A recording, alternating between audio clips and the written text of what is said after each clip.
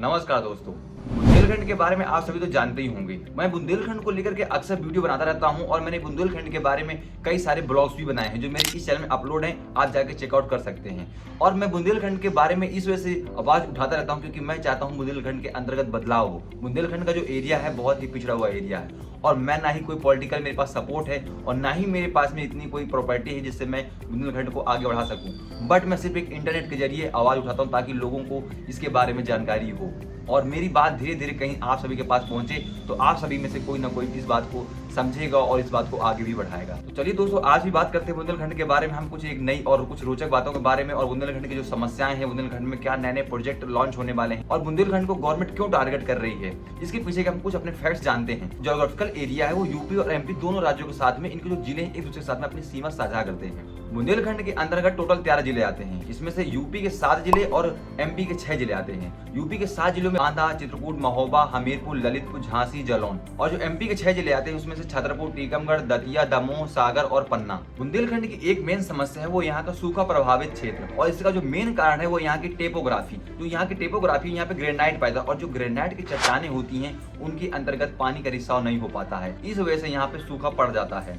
और यहाँ पे सूखा पड़ने का एक रीजन और है कि यहाँ पे जो रिवर्स हैं, जो नदियां हैं वो सीजनल रिवर्स हैं, जो सिर्फ बरसात के टाइम पे जिनमें जल भरा होता है, बाकी टाइम पे नदियां सूख जाती हैं। और यहाँ पे बुंदेलखंड के एरिया में टोटल 7 रिवर्स है जिसमें केन, बेतवा और घासान आदि ये नदियां इसमें अंतर्गत आती हैं। और इसी वजह से यहाँ पे पानी की समस्या होने के कारण यहाँ पे बुंदेलखंड के क्षेत्र में टोटल 20 डैम भी बनवाए गए हैं, लेकिन फिर भी यहाँ पे समस्या अभी भी बनी हुई है। और बुंदेलखंड में एक और समस्या है वो यहाँ पे गरीबी, और इस गरीबी का जो मेन कारण है कि यहाँ पे अनएम्प्लॉयमेंट जनरेट नहीं हो पाता है। यहाँ पे लोग अक्सर दूसरे शहर में जाकर के नौकरियां करते हैं और पैसे कमाते हैं क्योंकि यहाँ पे एम्प्लॉयमेंट के लिए कोई सोर्स नहीं है, सिर्फ यहाँ के लोग खेती में ही निर्भर हैं। जब भी आप बुंदेलखंड विजिट करने जाएंगे तो आप देखेंगे कि यहाँ पे आपको बड़ी बड़ी बिल्डिंग, कंपनियां, इंफ्रास्ट्रक्चर, इंडस्ट्री बिल्कुल भी आपको देखने को नहीं मिलेगी। इसी वजह से यहाँ पे एम्प्लॉयमेंट जनरेट नहीं हो पाता है और यहाँ के लोग मजबूर हो जाते हैं कहीं दूसरे शहर में जाके पैसे कमाने के लिए। और किसी भी एरिया में इंडस्ट्री इस्टेब्लिश करने के लिए बहुत जरूरी है वहाँ पे रोड कनेक्टिविटी। तो इसी चीज को मद्देनजर रखते हुए भी हाल ही में बुंदेलखंड एक्सप्रेसवे का उद्घाटन किया गया।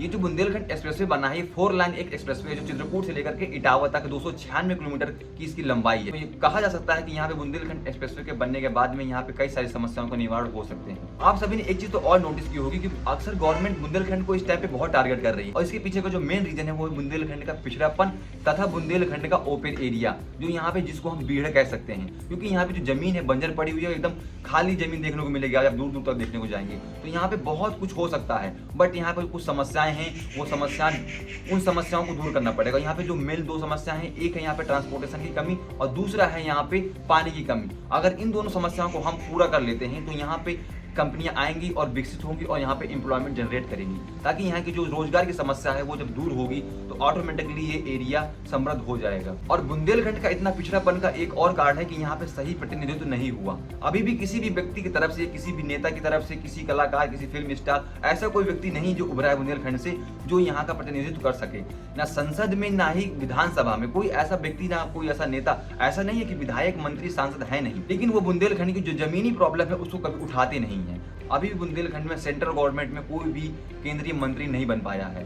और ऐसा नहीं कि बुंदेलखंड में संपदा की कमी है, बुंदेलखंड में खनन बहुत भारी मात्रा में होता है, लेकिन इसका जो पैसा है वो नेता सारे अपनी जेब में रख लेते हैं। मेरे गांव में ही बालू का खनन किया गया है भारी मात्रा में, काफी सारा पैसा कमाया गया है, लेकिन उस गाँव की जो रोड की हालत है उस खनन के द्वारा जो कर दी गई है आज भी वैसी की वैसी पड़ी है, कोई बनवाने का नाम भी नहीं ले रहा है। तो मतलब गांव की जो प्रॉपर्टी है, जो बुंदेलखंड की प्रॉपर्टी है, जो भी वहाँ का धन है, उसको लोग वहाँ से ले लेकर के जा रहे हैं और वहाँ पे और जो दिखते हैं रोड हैं, ये सारी चीजों को और ध्वस्त करते हुए जा रहे हैं। तो ये वहाँ की प्रमुख समस्याएं हैं। और अभी हाल ही में 28 सितंबर 2022 को यूपी की कैबिनेट मीटिंग में चित्रकूट जिले के अंतर्गत आने वाला रानीपुर वाइल्ड लाइफ सेंचुरी को रानीपुर टाइगर रिजर्व बनाने के लिए अप्रूव कर दिया गया। रानीपुर वाइल्ड लाइफ सेंचुरी को रानीपुर टाइगर रिजर्व बनाने के लिए गवर्नमेंट की एक मजबूरी हो गई है। इसका रीजन है केन बेतवा लिंक परियोजना। अगर आप केन बेतवा लिंक परियोजना के बारे में डिटेल्स में जानकारी चाहते हैं तो आप यहाँ पे यूट्यूब में सर्च करेंगे रोहित रंजन केन बेतवा लिंक परियोजना, तो आपको वीडियो देखने को मिल जाएगी और आप वहां से जाकर के वीडियो को चेकआउट कर सकते हैं। केन बेतवा लिंक परियोजना के बनने के बाद में जो केन नदी का जो पानी है वो बेतवा नदी में ट्रांसफर किया जाएगा और यहाँ पे जो एरिया है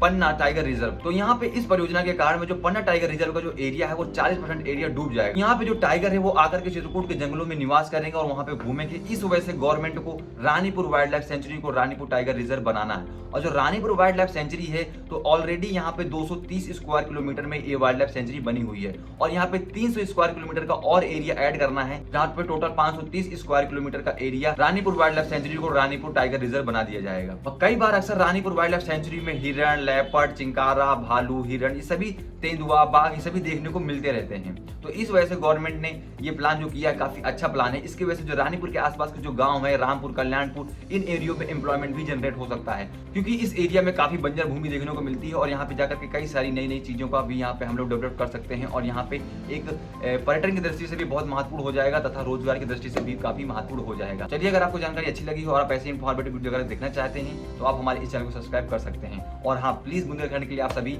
जरूर आवाज उठाइए। बुंदेलखंड एरिया अभी भी वाकई बहुत पीछे है।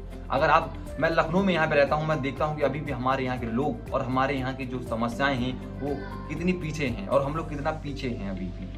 तो आप सभी से रिक्वेस्ट है कि आप सभी अगर बुंदेलखंड के रहने वाले हैं तो आप लोग सभी बुंदेलखंड के बारे में जरूर आवाज उठाइए। धन्यवाद।